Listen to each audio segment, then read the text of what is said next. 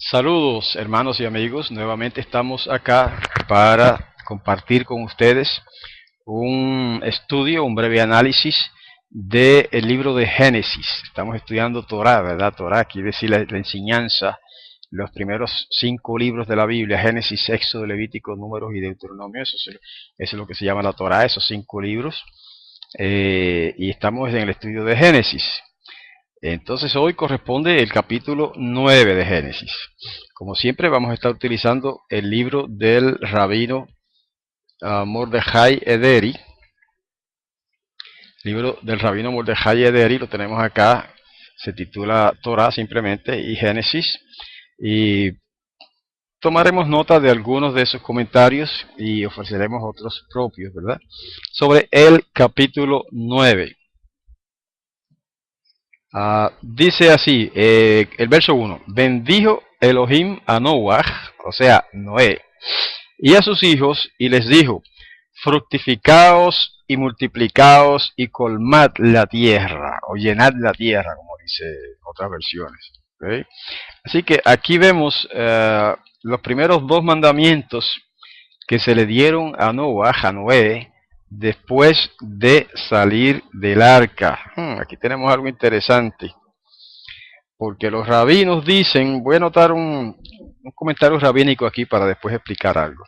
Dice, en los 5 primeros versos de este capítulo encontramos la base de lo que ha sido llamado más tarde por la tradición talmúdica los 7 mandamientos para los descendientes de Noach, es decir, para la humanidad. Entonces, por ahí da otra explicación del sabio Maimónides. Entonces, cuando usted estudia los 7 mandamientos que supuestamente mandamientos de Noach, ¿verdad? Aquí, por ejemplo, el Talmud enumera los siguientes: la idolatría. Ellos dicen que estos son los únicos mandamientos que tienen que observar los gentiles. La prohibición de la idolatría, prohibición de la blasfemia, de asesinato, de incesto, de robo, y el mandamiento positivo de establecer cortes de justicia. Entonces más abajo dice, un precepto adicional fue dado a Noach: la prohibición de comer un miembro de un animal viviente que no ha sido sacrificado, como está escrito en Génesis 9:4, por carne consumida su sangre no habréis de comer. Lo que resulta de esto es que son 7 los preceptos. ¿Ok? Eso es lo que enseña el judaísmo, ¿verdad? Los sabios, los rabinos judíos modernos, de la actualidad, que los gentiles solamente no tienen que observar la Torá, los 10 mandamientos, ni nada de eso, solamente los 7 preceptos de Noach, según ellos los clasifican. Ahora, en esta lectura que vamos a ver, vamos a notar algo curioso, que no es verdad que esos 7 mandamientos se dieron a Noach ni a través de Noach, y que sí se dieron 6 mandamientos a Noach después de salir del arca, y no son esos 7 que enumeran los rabinos, excepto uno. Creo que uno sí es igual. Los demás no son iguales. ¿Okay? Pero vamos a ir mencionándolos a medida que leemos del texto sagrado. Dice, bueno, ya leí el verso primero: bendijo Elohim a Noach y a sus hijos, y les dijo, este es el primer mandamiento: fructificaos y multiplicaos y colmad la tierra. Ese fue el primer mandamiento que se les dio a Noé, ¿verdad? A Noach. Que fructificaran, que multiplicaran y que llenaran la tierra. ¿Ok? Eso no se menciona entre los 7 mandamientos supuestos ¿verdad? De Noach, de los mandamientos noágidas o noágicos que mencionan los rabinos. Pero este es un mandamiento que se le dio a Noach. Segundo mandamiento que se le dio a Noé. Verso 2: vuestro temor y vuestro predominio sea sobre todo animal de la tierra, y sobre toda ave de los cielos, y en todo lo que se arrastra sobre la tierra, y en todos los peces del mar. En vuestra mano han sido dados. Ahí está el segundo mandamiento que se le dio a Noach, ¿ok? Es de que su temor, el temor de Noach, o sea, el dominio. Y después lo aclara, dice: vuestro temor, vuestro predominio sea sobre todo animal de la tierra. O sea, el segundo mandamiento que se le da a Noach es que tenga dominio sobre toda la tierra, o sea, sobre todos los animales específicamente de la tierra, sobre toda ave específica de los cielos, y en todo lo que se arrastra sobre la tierra especifica aún más, y en todos los peces del mar especifica aún más. Y dice que todo eso fue dado en las manos de Noah, o sea, de la humanidad. En otras palabras, la humanidad, los seres humanos, tienen derecho de dominar, de usar, utilizar todos los animales de la tierra, del aire y del agua. ¿Okay? Ese es el segundo mandamiento que se le dio a Noah. Nada que ver con los 7 preceptos noágidas o noágicos que mencionan los rabinos. El tercero, verso 3. Todo lo que se mueve, todo lo que vive, para vosotros será para comer, como la verdura y las plantas, a vosotros os he entregado todo. Ahí está el tercer mandamiento que se le entregó a Noah. Vayan tomando nota para que entonces en sus casas comparen ustedes esto, que es el texto sagrado de la Torá, con los 7 supuestos mandamientos noágicos o noágidas que dicen los rabinos que se le dieron a Noé, y que son los únicos que los gentiles tienen que guardar, obedecer, ¿verdad? Ok, ya vemos que los primeros 3 son diferentes, no es nada de lo que se dice en los 7 preceptos noágicos. En el verso 4 precisamente está el cuarto de los 6 mandamientos que se le dieron a Noah. Dice, pero carne con su vida, su sangre, no habréis de comer. Ahí está. Ese sí es uno, igual que uno de los 7 mandamientos noágicos mencionados por los rabinos. Este sí, este es uno de ellos. Este se menciona aquí. Prohibición de comer carne con su sangre. ¿Ok? Lo único que los rabinos dicen que eso quiere decir que prohibición de comer una parte de un animal mientras está vivo. O sea, prohibición de cortarle una pata a un animal, por ejemplo, para comerse esa pata mientras el animal está vivo. Eso es lo que prohíbe uno de los preceptos noágicos, dicen los rabinos, ¿verdad?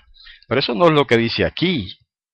Aquí dice, carne con su vida, su sangre no habréis de comer. ¿Ya? Eso es todo lo que dice. Lo que está diciendo es que no debe comer un animal con su sangre. Lo que está implicando es que debe desangrarse el animal antes de comerlo, antes de cocinarlo, obviamente, ¿verdad? Eso es lo que dice ahí, no dice más ni menos. Carne con su vida, su sangre, no habréis de comer. Ese es el cuarto mandamiento que se le dio a Noah después de salir del arca. En el verso 5, mira, hay incluso una secuencia en términos de los versos. En el verso 5 se da el quinto mandamiento que se le entregó a Noah en este momento después de salir del arca. Dice, verso 5, pero vuestra sangre, vuestra vida, demandaré de todo animal, la demandaré y del hombre, de mano del hombre y su prójimo, inquiriré por la vida del hombre. Está diciendo en este mandamiento, no parece un mandamiento, ¿verdad? Pero lo es. Está diciendo que si un animal mata a un hombre, tratando de aclarar, de especificar, de explicar, ¿verdad? ¿Qué es lo que implica ese mandamiento? Que si por ejemplo un animal mata a un hombre, hay que matar a ese animal.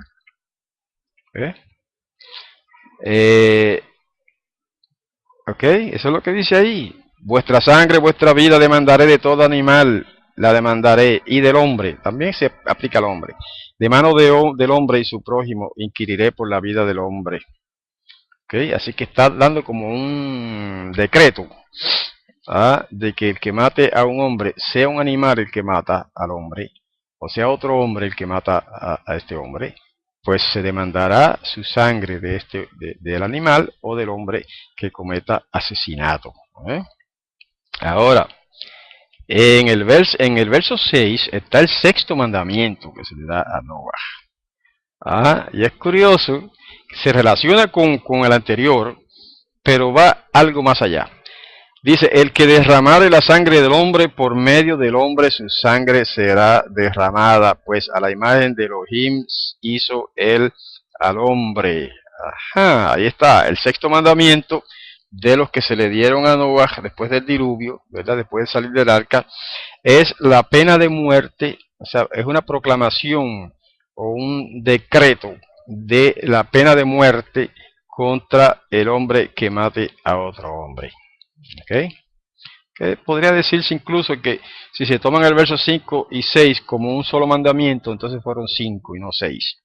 Yo los dividí en 6, pudiera dividirse en 5, ¿verdad? O sea, porque el verso 5 y el verso 6 pudieran tomarse como un solo mandamiento. Así que, hermanos, no hay tal cosa como los 7 mandamientos que se le entregaron a Noah. En las escrituras, en la Torá, no hay tal cosa. Ahora, los rabinos elaboraron 7 leyes para que los gentiles guarden esas 7 leyes según ellos y que no tienen que guardar la Torá, ni los 10 mandamientos, ni nada, solamente esas 7 leyes que ya ustedes supongo que conocen, y si no las conocen, consulten obras rabínicas, ¿verdad? Entonces, pues está bien que ellos hayan elaborado eso, ¿ok? Pero no se puede decir que eso proviene de la Torá, porque las leyes que se le dieron a Noé después del diluvio, no tienen nada que ver con esas 7 leyes, excepto una. Sí, ya lo aclaré, de que hay una que sí, la que prohíbe comer sangre. Esa está en ambos códigos. O sea, en el código rabínico, supuestamente llamado noágico, y en el código noágico verdadero, aquí el de la Torá, pues solamente una en realidad está, bueno, podríamos decir dos, bye, podríamos decir dos, porque lo de la prohibición de comer sangre está en ambos códigos, y lo del asesinato, ¿verdad? Prohibición del asesinato está en ambos códigos, pero en el código noágico real de la Torá está la pena de muerte para para el asesino. Ese no está en las 7 leyes noágicas según la describen los rabinos. ¿Okay?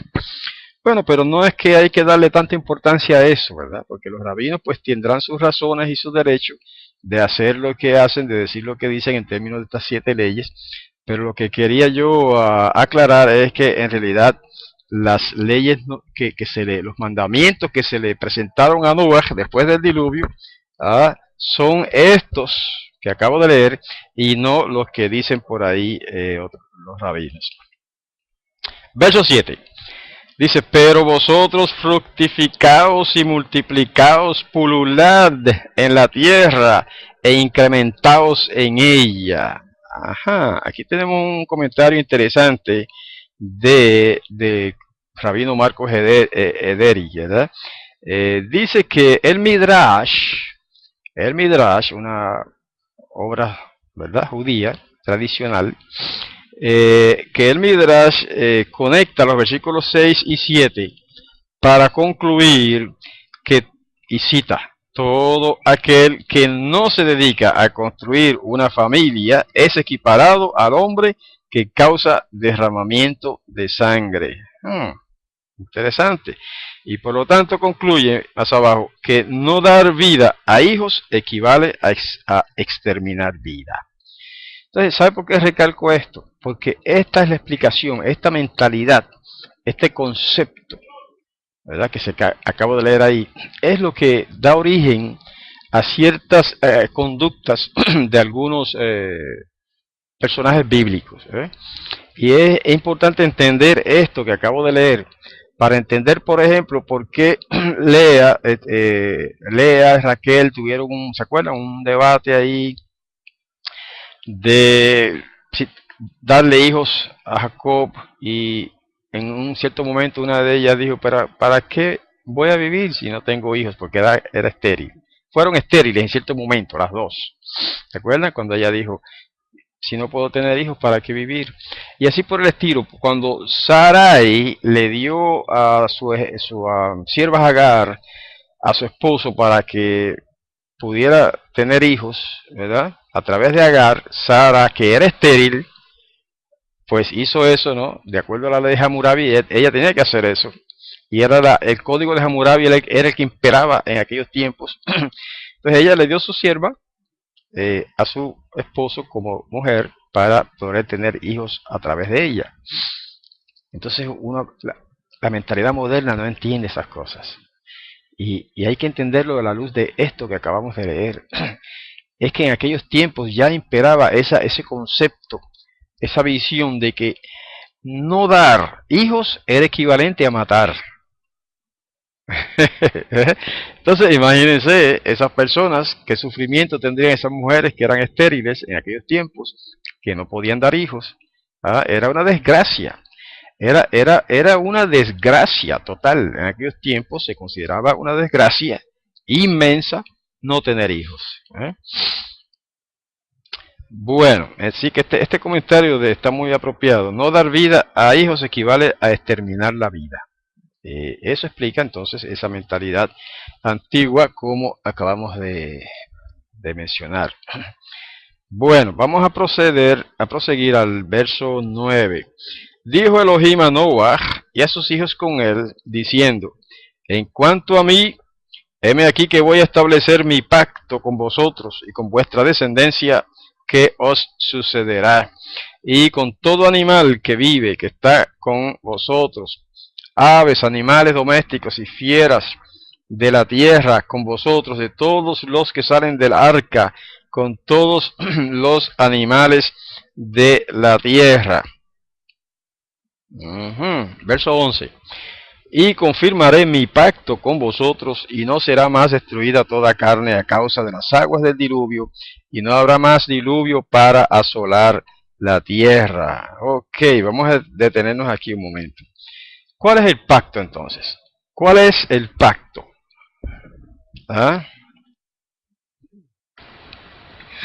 ¿Qué cosa es un pacto?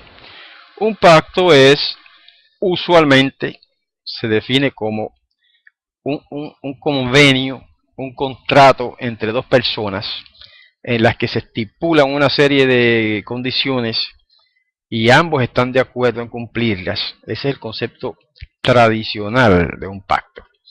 Pero ese no es el concepto bíblico de un pacto, hermanos. Bueno, ese es uno de los conceptos bíblicos de un pacto. En las escrituras hebreas hay dos, digamos, conceptos, por decirlo de alguna manera, de lo que es un pacto. Eso que acabo de decir es uno de ellos. El pacto de Sinaí fue así.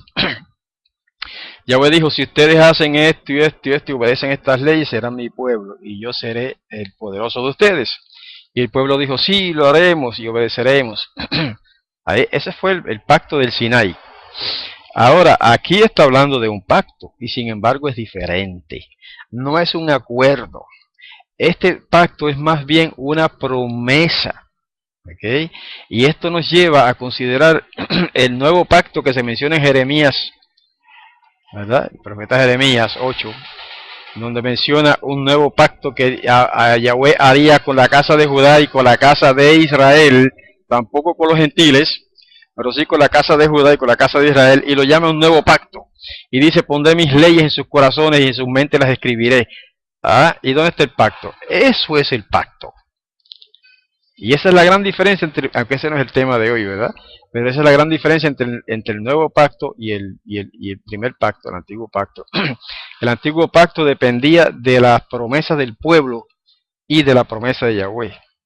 La promesa de Yahweh era: si ustedes hacen lo que yo les digo, serán mi pueblo. Y la promesa del pueblo fue: sí, nosotros haremos lo que tú mandes. ¿Verdad? Entonces ese fue el defecto del primer pacto, que dependía en parte de las promesas del hombre de cumplir la ley. Mientras que el nuevo pacto, esto es una cátedra que nos da el Génesis. Ahora vamos a entrar en otros detalles. El nuevo pacto es un pacto diferente. El nuevo pacto es un pacto semejante al pacto de Yahweh con Noah, que no es un acuerdo entre dos partes, sino que es una promesa. Como dice Jeremías: he aquí yo haré en aquellos días un nuevo pacto con la casa de Judá y la casa de Israel, y yo pondré mi ley en sus corazones y en sus mentes las escribiré. Ese es el nuevo pacto. No es que yo los voy a librar de mis leyes, no es que los voy a declarar libres de mis leyes, no. El nuevo pacto es: yo pondré mis leyes, las leyes de Yahweh, que Él es el que está hablando, en sus corazones y en sus mentes las escribiré. Eso es el nuevo pacto. Por eso ese pacto es mejor que el antiguo, porque no depende de la promesa del hombre: sí, vamos a obedecer. No, no, no. depende únicamente de la promesa de Yahweh. Yo pondré mi ley en sus corazones. Eso es lo que hace del nuevo pacto un pacto superior al antiguo pacto. Y no solamente por eso, sino que el nuevo pacto se hace en el mismo estilo que se hizo el pacto noágico, el pacto de Yahweh con Noah. Es el mismo estilo, es una promesa. No es que ustedes van a hacer, es que yo voy a hacer que ustedes hagan. ¿Eh? En el términos del nuevo pacto, en términos de este pacto de Noah con Yahweh, perdón. Fíjense lo que dice el verso 11, y confirmaré mi pacto con vosotros, y no será más destruida toda carne a causa de las aguas del diluvio, y no habrá más diluvio para asolar la tierra. Ese es el pacto noágico, por decirlo de algún modo, ¿no? Así lo llaman los teólogos por ahí, el pacto noágico. Pero no, en realidad no es el pacto noágico porque no lo hizo Noah, lo hizo Yahweh. Y lo que hizo fue una promesa a Noah, ¿verdad? Una promesa. Y dice, y la promesa es ¿cuál? Que no voy a enviar más un diluvio para destruir toda carne, ¿verdad? Y asolar la tierra. Ahora, en el verso 12 ahora tenemos otra lección importantísima que podemos aplicar a otros asuntos de la Torah. Verso 12. Dijo Elohim, esta es la señal del pacto que establezco entre mí y vosotros y entre toda criatura viviente que está con vosotros para generaciones de la eternidad. Mi arco he puesto en las nubes y será como señal del pacto. Subrayen esa frase, hermanos. Señal del pacto entre mí y la tierra. Y será que cuando traiga nubes sobre la tierra y aparezca el arco iris en las nubes, recordaré mi pacto entre mí y vosotros y todo ser viviente y toda carne. Y no serán más las aguas por diluvio para destruir toda criatura. Estará el arco en las nubes y le veré para recordar el pacto eterno entre Elohim y todo ser viviente en toda carne que hay en la tierra. Dijo Elohim, verso 17, a Noah, esta es la señal del pacto. Otra vez se menciona esa frase, que establecí entre mí y entre toda criatura que hay sobre la tierra. Hermanos, tenemos que aclarar aquí unas cosas muy importantes. Porque hay un paralelo entre esto que estamos estudiando ahora y lo que es el pacto del Sinai y la circuncisión. ¿Ok?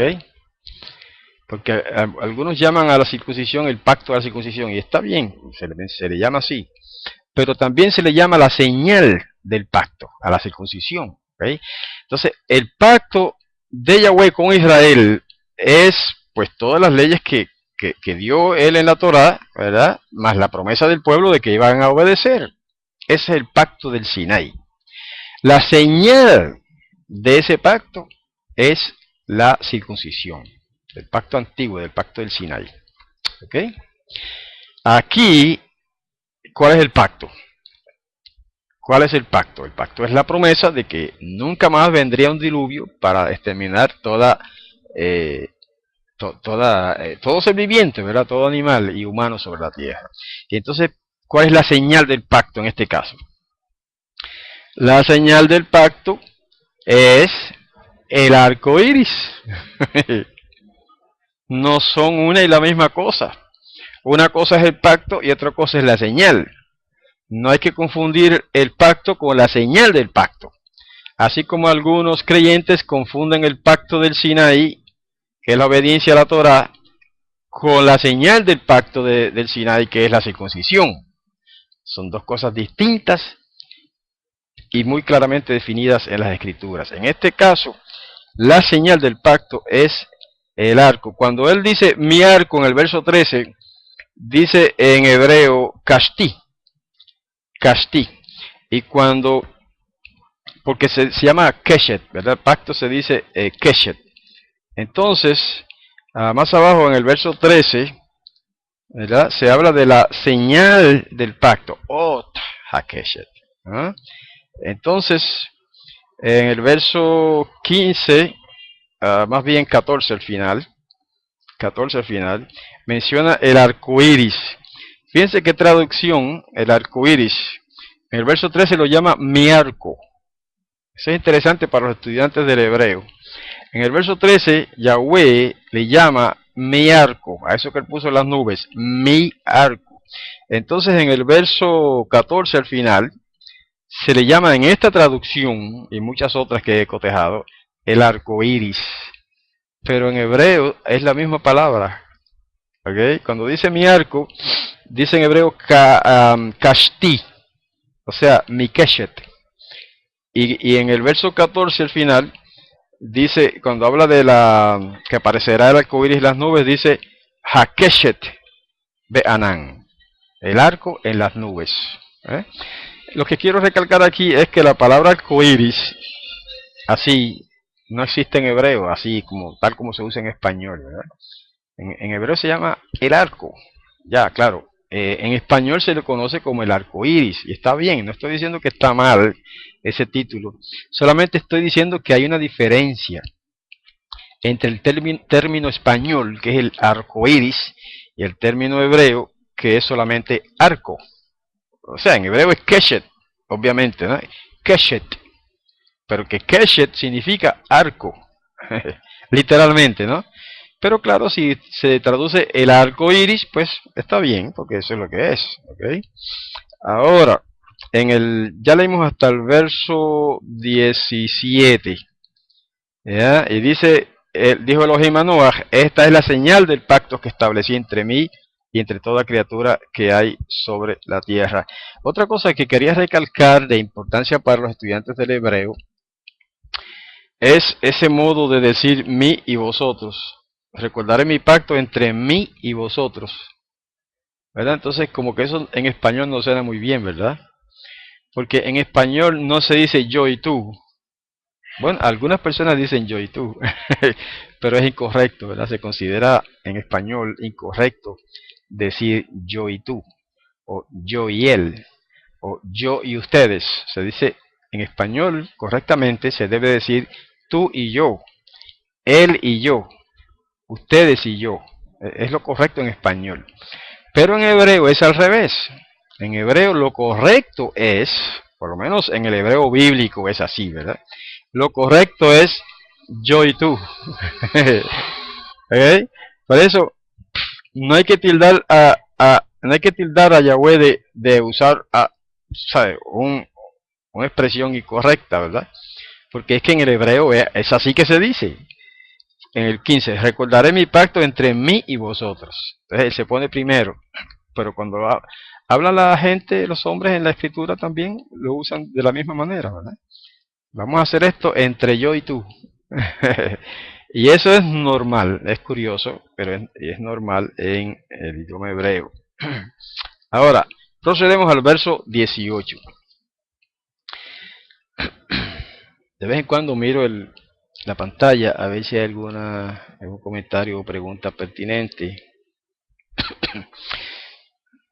Discúlpenme un segundo. Tengo que tomar un poco de agua.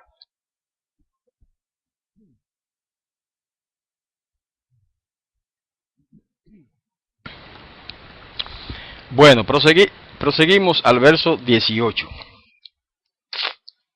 Dice, eran los hijos de Noah que salieron del arca, Shem, Ham y Jefet. En las traducciones españolas, digamos, tradicionales, a raíz del griego, ¿verdad? Que cuando primero se transmitió la Biblia a otros idiomas fue a través del griego.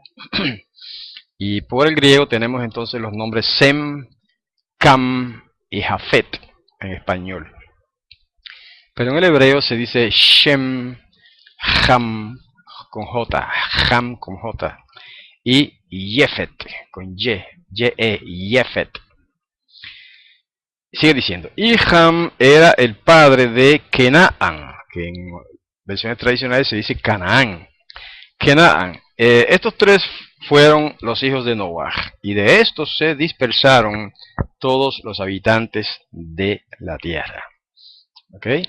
Esos fueron los 8 que entraron al arca, ¿verdad? Noah y su esposa, sus 3 hijos, son 5, y la esposa de cada uno de esos 3 hijos eran 3 mujeres más. Entonces fueron 8 personas que se salvaron en el arca. Así que Noah tuvo solamente estos 3 hijos. Si tuvo más hijos después, sí los tuvo, no se sabe, no se menciona en la escritura, pero se mencionan estos 3. Verso 20, inició Noah, en hebreo dice, Wayahel Noah. Acudo al hebreo por algo curioso que se ve aquí. Vamos a leerlo primero en español. Inició Noah, labrador de la tierra, y plantó una viña. Así es como se traduce literalmente la frase hebrea. Inició Noah, como si fuera un paréntesis ahora, labrador de la tierra, y plantó una viña. Entonces, en hebreo dice, Wayahel Noah, Ish Ha'adamah. Todo eso que leí primero en español. Inició Noah, labrador de la tierra, y plantó, bueno, hasta ahí, labrador de la tierra. En hebreo dice, Wayahel Noah, Ish Ha'adamah. Lo que quiero recalcar es que la frase labrador de la tierra es traducción en esta versión del Dr. Eberi del hebreo Ish Ha'adamah. Pero cuando vamos al sentido literal de esas dos palabras, Ish Ha'adamah, literalmente lo que significa es hombre de la tierra. ¿Okay? Hombre de la tierra. Ish significa hombre. Ha'adamah significa la tierra o el suelo. Puede traducirse el suelo, quizá más apropiadamente. Entonces, Ish Ha'adamah quiere decir hombre del suelo, hombre de la tierra. Pero eso lo que significa es un agricultor. En español sería, en español moderno, digamos, un agricultor. Aquí Deri lo traduce labrador de la tierra, ¿está correcto? Ish Ha'adamah significa labrador de la tierra, por lo tanto es un agricultor. Y plantó una viña. ¿Por qué plantó una viña y no plantó otra cosa? Algunos comentaristas judíos dicen, por ejemplo, Rambam es uno de ellos, Abarbanel, por ejemplo, dice que Noah, salvado de las aguas del diluvio, no podrá nunca más ver ni ingerir agua, y esa sería la razón, de acuerdo a él, por la cual Noah había producido vino, con el cual dice luego el texto que se embriagó. En otras palabras, Noah, harto de ver tanta agua, dicen estos comentaristas, ¿verdad? Ya ni siquiera quería beber agua. Entonces, plantó una viña, produjo, ¿verdad?, todo el proceso que se sabe, que hay que exprimir la uva, sacar el jugo, fermentarlo, etcétera, y producir vino. Entonces él quería beber vino solamente, ¿verdad? Ya no quería beber agua. Claro, ese es un comentario simplemente interpretativo, ¿verdad?, de algunos rabinos. No tiene ninguna base en las escrituras. Simplemente la escritura declara que Noé o Noah se hizo agricultor, o quizás era agricultor desde antes, y entonces plantó una viña. Y el verso 21 dice que bebió del vino y se embriagó, y se desnudó en el interior de su tienda. Así que Noah cometió 2 faltas. Vamos a empezar por ahí. Noah, que antes del diluvio se dijo que era un hombre íntegro, intachable, ahora, después de casi un año, digamos, redujo o bajó las normas de su propia conducta, y ya no era tan intachable, ya no era tan justo, porque cometió 2 errores graves. Primero, cometió más, pero aquí tenemos 2. Primero, se embriagó. ¿Ve? Ese fue un error. Porque él podía haber bebido vino sin tener que llegar a la embriaguez. Pero no se conformó con beber vino, lo cual es apropiado, incluso es saludable, sino que bebió en exceso. Si no hubiera bebido en exceso, no se habría emborrachado. Aquí dice que se embriagó. Error número 1. Error número 2. Y se desnudó en el interior de su tienda. Ese fue un error, porque en aquellos tiempos, no es como ahora que cada uno vive en un cuarto de la casa privado. No, en aquellos tiempos no había ese tipo de privacidad que hay ahora. sino que vivía la familia en una tienda grande, una carpa, y en esa misma y sola carpa vivían todos, y dormían todos ahí, unos frente a otros, en el suelo, ¿verdad? O en colchones que ellos hacían o lo que fuera, pero dormían todos en aquellos tiempos muy antiguos en la misma carpa. Por lo tanto, la carpa no era un lugar privado para Noah solo, era un lugar de toda la familia. Noah no tenía derecho a desnudarse allí delante de toda o sea, a exponerse a que los demás lo vieran, y eso fue lo que sucedió. Se desnudó en el interior de su tienda, y en el verso 22, ahí viene un problema que vamos a tratar de explicar un poquito para que se entienda mejor. Vio Ham, padre de Kenaán, la desnudez de su padre, y se lo dijo a sus dos hermanos afuera. Vamos a detenernos ahí, porque algunos rabinos, no todos, interpretan bárbaramente este caso, esto que sucedió aquí, diciendo que el pecado de Cam no fue simplemente ver la desnudez de su padre, sino una aberración en términos de tener relación sexual con su padre, y que eso fue lo que produjo esa maldición tan grande de parte de Noah. Eso no lo dice el texto, eso ni siquiera lo implica. Entonces ellos incluso aducen de que la frase esa, la desnudez, ¿verdad? En el Levítico se relaciona con la relación sexual. Pero lo que no le dicen a usted es que en Levítico la frase es diferente. Porque en el Levítico la frase es descubrir la desnudez de tal y tal persona, ¿verdad? Se prohíbe descubrir la desnudez de la hermana, descubrir la desnudez de la esposa de tu padre, etcétera, etcétera. Todo esas prohibiciones que se hacen en la Torá, en el Levítico, la frase que se usa es descubrir la desnudez. Descubrir la desnudez de una persona equivale a tener relación sexual con esa persona. ¿Ok? Pero es que esa no es la frase que se utiliza aquí. Hermanos, hay que aprender estas cositas para no dejarse desorientar por explicaciones erradas. La frase que se usa aquí es ver la desnudez, que es diferente. Si aquí dijera que Ham descubrió la desnudez de su padre, entonces sí, eso se refiere a una relación sexual, pero eso no es lo que dice aquí. Aquí dice que vio la desnudez de su padre. Eso hay que tomarlo literalmente. Quiere decir que él lo miró, lo vio desnudo, y eso estaba prohibido. Eso era prácticamente un pecado, o sea, en aquellos tiempos tan antiguos, ¿verdad? Y fíjense lo que pasó. Vio Ham, padre de Kenan, la desnudez de su padre. Hay dos errores en Ham. ¿Ves? Como ahorita mencionamos dos errores en Noah, que se embriagó, error número 1, y que se desnudó, error número 2, en la tienda, dentro de la tienda, o de la carpa donde vivían. Y ahora tenemos aquí dos errores de su hijo Ham, o Cam. ¿Ok?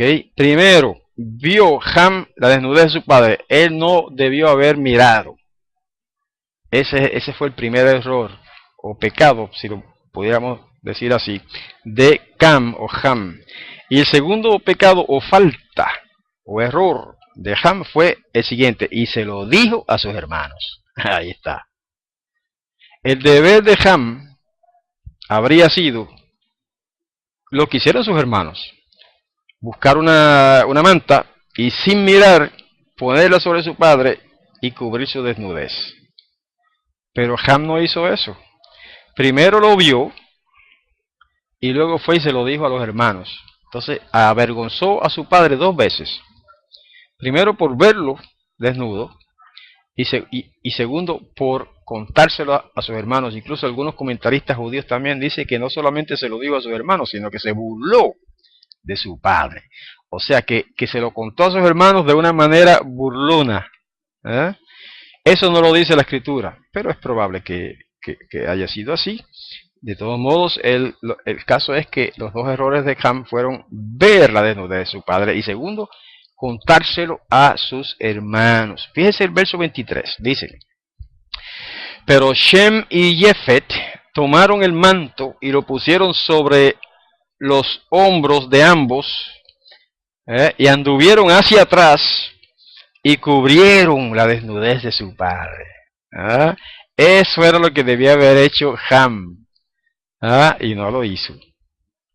Entonces, fíjense cómo sus dos hermanos, los dos hermanos de Ham, ¿verdad? Que fueron Shem y Jefet, o Sem y Jafet, como dicen en griego, tomaron un manto sin mirar a su padre, caminando hacia atrás, lo taparon, lo cubrieron su desnudez.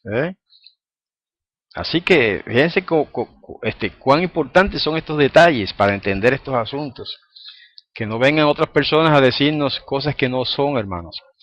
Como que Cam tuvo... eso es una barbaridad. Sin embargo, algunos rabinos enseñan eso. Que el pecado de Cam fue sodomizar a su padre.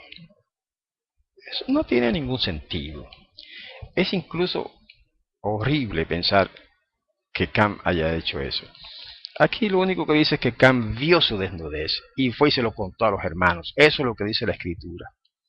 Y eso debemos tomarlo literalmente, como dice el rabino Rashi, que estas cosas hay que tomarlas literalmente. Ok, el verso 24 dice: despertó Noah de su vino y supo lo que le hizo su hijo el pequeño. Y dijo: maldecido sea Kenaán, esclavo de esclavos habrá de ser para sus hermanos. Y dijo: bendito sea Yahweh, Elohim de Shem, y sea Kenaán el esclavo de ellos. Amplíe Elohim a Jefet, y que more en las tiendas de Shem, y sea Kenaán el esclavo para ellos. Ok, esa fue la maldición. Entonces, aquí se han elucubrado y elaborado una serie de interpretaciones, ¿verdad? Principalmente de personas que desconocen las escrituras y que desconocen el hebreo y la cultura hebrea.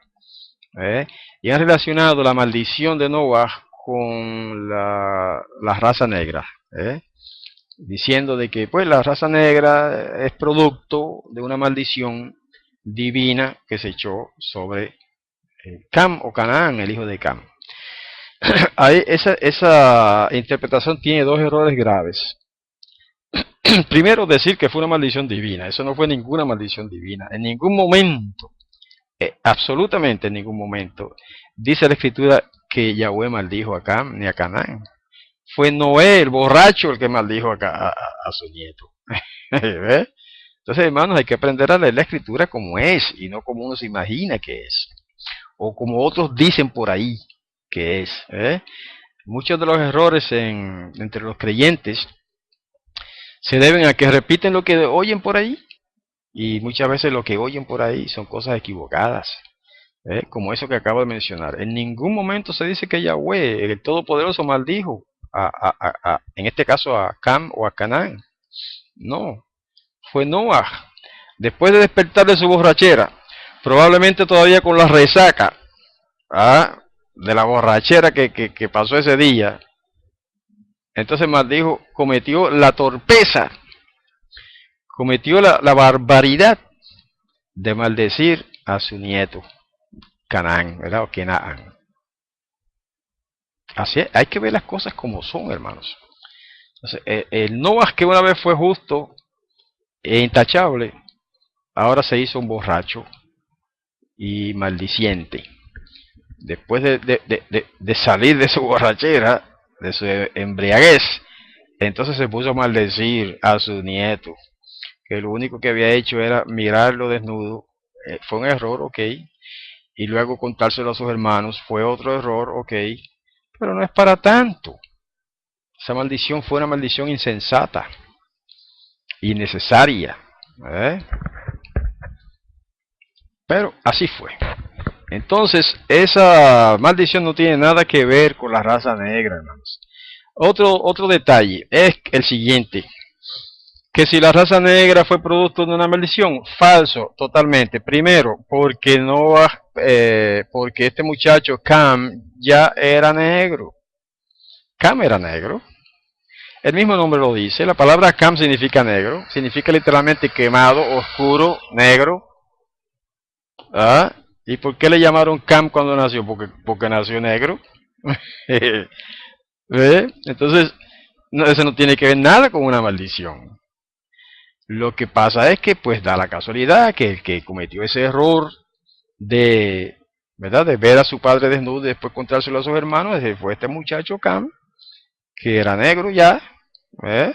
Y entonces pues a raíz de la torpeza de Noah, de la insensibilidad de Noah, Noah produjo una maldición, profirió una maldición contra su nieto Kenaán. Y bueno, pues parte de la maldición era que sería esclavo. Esa es básicamente la maldición, que sería esclavo de los demás. Y bueno, en cierto modo, pues se cumplió. En cierto modo no, se cumplió, porque realmente los descendientes de Canaán, de Cam, a través de Canaán, pues fueron esclavos, y hasta no hace tantos siglos, tantos años atrás, pues siempre han sido esclavos, ¿verdad? Quizás no siempre, pero en muchos periodos de la historia, y tampoco en todas las naciones, pero en muchas naciones, los descendientes de Cam, de Canaán, han sido esclavos. Y no porque sean negros, porque los blancos han sido esclavos también. Cuando Israel fue esclavo, el pueblo de Israel fue esclavo en Egipto. ¿Ah? Ahí fue al revés. Los blancos fueron esclavos de los negros, porque los egipcios eran negros. Y los blancos fueron, Israel fue esclavo de Egipto. ¿Eh? O sea que esto de si esclavo o no esclavo no tiene nada que ver con el color ni con la raza. Pero que da la casualidad, pues que sucedieron así las cosas. ¿Okay? Y termina el capítulo 9 diciendo, vivió Noah después del diluvio 350 años. Todos los días de Noah fueron 950 años y después murió. Válgame, 950 años. A mí me gustaría vivir la mitad de eso. Y esta gente en aquellos tiempos vivían todos esos años por varias razones. En primer lugar, no es verdad que los años eran cortitos y que por eso la gente se dice que vivía tanto, porque si fuera así, pues aunque los años fueran un poco más cortos que los de ahora, ¿verdad? Pues tampoco serían tan cortos que fueran como un mes, que un año fuera de 30 días, no, imposible. Eran años, sí, de 360 días, un poquito más cortos que los de ahora, que los años solares de nuestro calendario, pero eso no da cuenta de este asunto, de que vivían tantos años. La razón por la que aquellas generaciones vivían tantos años, centenares de años, era que apenas habían pasado pocas generaciones desde la creación, ¿verdad? Y todavía la raza humana preservaba esa vitalidad increíble y tremenda que les dio el Creador en la creación, ¿verdad? Todavía esos hombres mantenían una salud prácticamente intachable, indestructible prácticamente. O sea que incluso hay una leyenda en el judaísmo de que en aquellos tiempos la gente nunca se enfermaba. Vamos a decir que es una leyenda, ¿verdad? Y pudiera ser hasta una fábula, no sé. Pero eso se dice en la cultura hebrea, de que en aquellos tiempos antiguos, muy antiguos, de Noé y antes, la gente no moría sí, pero nunca se enfermaban. Entonces sucedía que cuando les llegaba el momento de morir, a los 500, 600, 800 años, estornudaban y ahí caían muertos. Entonces de ahí probablemente surge la costumbre esa de cuando alguien estornuda, decirle salud, para que no se vaya a morir. O como dice en inglés, God bless you, Dios te bendiga. ¿Verdad? Entonces, pues hay esa leyenda de que en aquellos tiempos la gente no se enfermaba. ¿Ve? Y por lo menos esa leyenda nos transmite la idea, el concepto, de que sí, que había algo especial en la raza humana en aquellos tiempos que conservaban todavía la potencia increíble que le dio el Creador en la creación, que conservaban todavía un grado altísimo de vitalidad y energía tan tremenda que podían durar tantos años. ¿Eh? O sea que eso no tiene nada de, digamos, de increíble. Me parece totalmente creíble teniendo en cuenta esos detalles que acabamos de mencionar. Así que todos los días de Noah fueron 950 años y después murió. Y puede ser que si no se hubiera emborrachado, hubiera durado un año más. Y eso es una especulación mía, ¿verdad? Y más bien una broma. este, para recalcar la torpeza de Noah, el error de emborracharse. Bueno, con esto llegamos al final del estudio de hoy del Génesis, en el cual cubrimos el capítulo 9 de Génesis. Invitamos a nuestros amigos y hermanos que nos visitan, que nos acompañen otra vez el próximo viernes. Vamos a considerar el capítulo 10 de Génesis, y probablemente, como es un capítulo prácticamente de genealogías, probablemente incluyamos el capítulo 11, aunque hay bastante que decir sobre el capítulo 10. Así que los invitamos para que nos acompañen el próximo viernes a la misma hora de hoy, a las 7 de la noche, hora de Puerto Rico, y en este mismo sistema de Ustream, para que nos acompañen también en el estudio del siguiente capítulo de Génesis. Así que hasta la próxima semana en términos de este tema, porque ahora viene otro tema. Después de este vamos a dar la clase de hebreo bíblico. Pero para efectos de este tema, pues nos despedimos de nuestros oyentes. Hasta la próxima, en el nombre de nuestro Padre Celestial Yahweh. Shalom.